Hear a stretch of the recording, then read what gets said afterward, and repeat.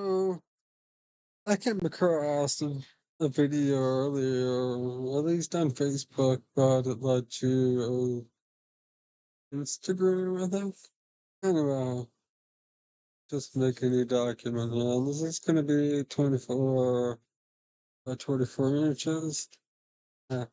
300 pixels per inch, MYK color, and 16-bit. You can see right now we're at 11.6%, which is fine. I'm going to go ahead and open a screenshot of a random logo I found out on Google. Pretty much just search Google logo. Just sort of try this out. It says it makes perfect vector, but one Photoshop is a raster program out of vector, so that does not at all make a vector. I'm gonna go ahead, ignore this. See here. And we're going to go ahead and look at it. You can see it's only 120 resolution. It's also only 3.017 inches by 2.3. Okay. So we're going to go ahead and drag this right here. Yeah, I'll go ahead and do that because you can see the result will be lower than expected quality. You can go ahead and zoom in. You can see it's generally fine. I'm using the latest version of Photoshop, by the way, and I want to show you one thing first. So I'm going to actually make this bigger, and as you can see, it's very pixelated. How's this? I'm hit enter, and I could kind of fixed it, which for one is pretty awesome. Not what I'm trying to show you though. One, I want to make another layer. Notice over here, my pen tool, I have this content aware tracing tool. I'm going to show you how to enable that because it won't automatically be there. Go to preferences, technology previews.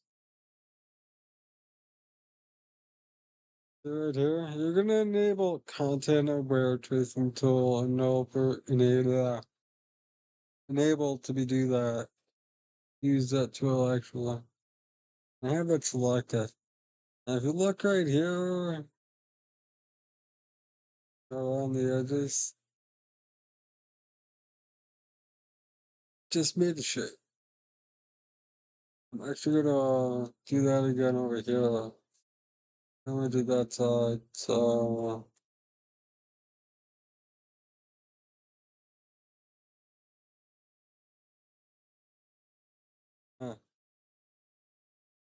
they're over here in our paths. You can use them both as one. That's not what you're supposed to. You're supposed to use both. They're both right here too. Here's the other one. I did this before. Uh,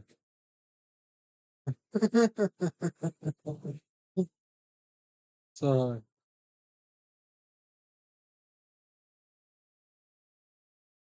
The paths.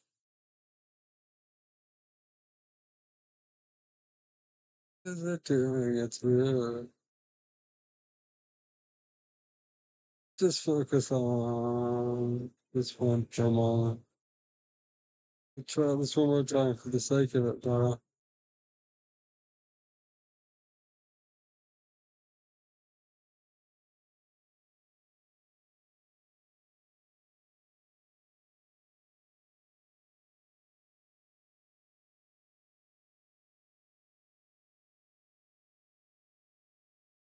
Let's take a look at the something entirely.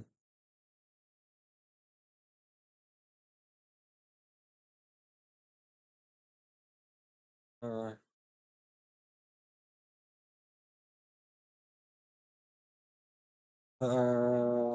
Foreground color. Yeah, Invert. Does that work? Sorry about that. I was big a pain in the butt. I wasn't doing that earlier.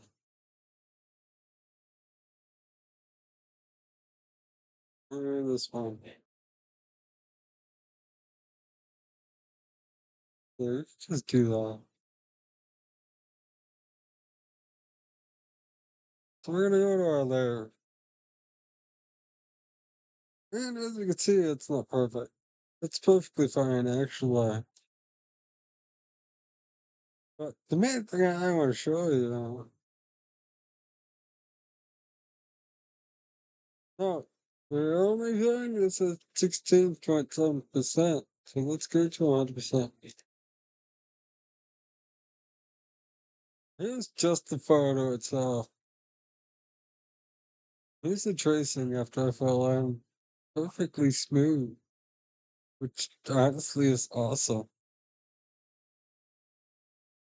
Now, one thing I want to mention though,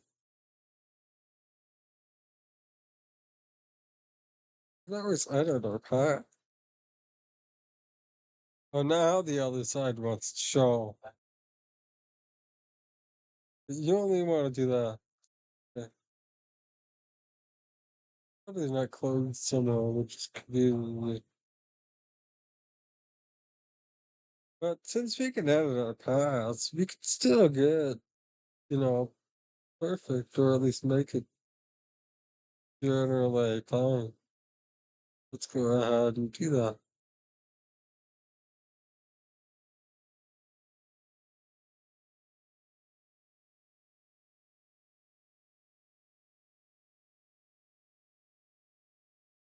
There, I want to look at, because obviously there's way too many points there.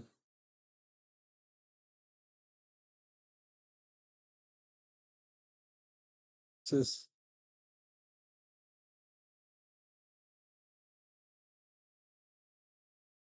or even though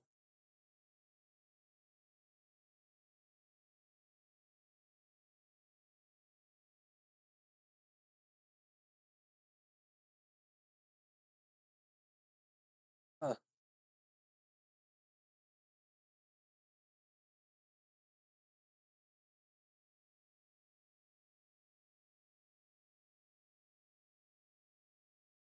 that path isn't perfect, you can actually go by and make edits to fix it.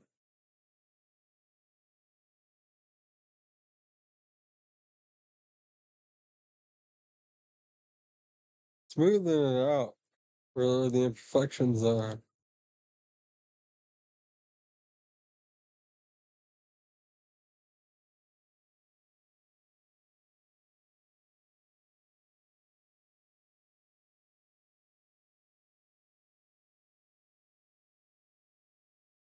Not gonna do the whole thing and waste everybody's time, but just go ahead and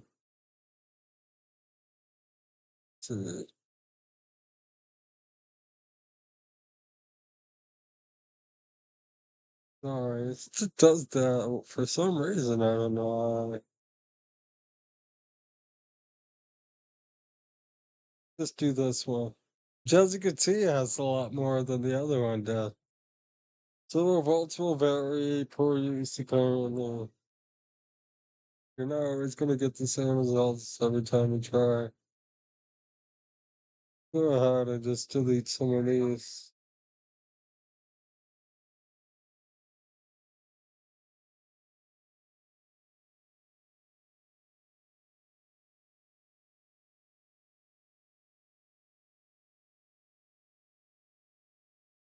Last point, the smooth points, the smoother things are gonna be. So wow. They're way off course.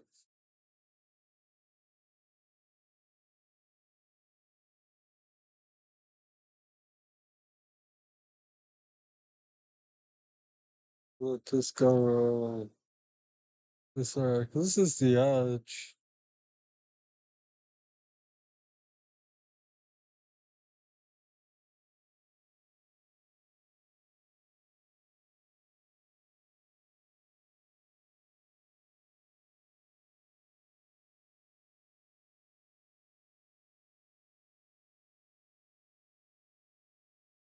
Just for that part, now we have a better look.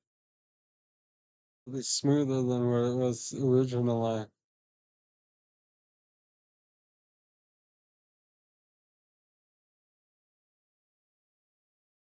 I don't let me fill the path like it normally does. Oh, I know, that's what.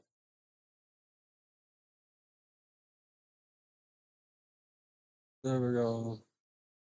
Still no, what the crap? Oh. And for some reason, this one is selecting the outside, so we're just gonna go and invert the select one and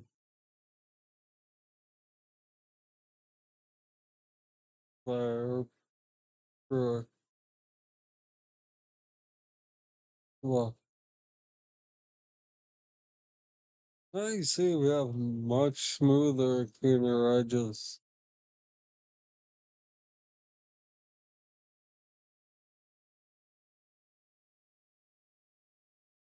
Still, I think that is a pretty awesome update and use of the tool itself. Because as some of us know, kind of doing it manually is kind of timely. It takes a lot. You ever had to do anything like that?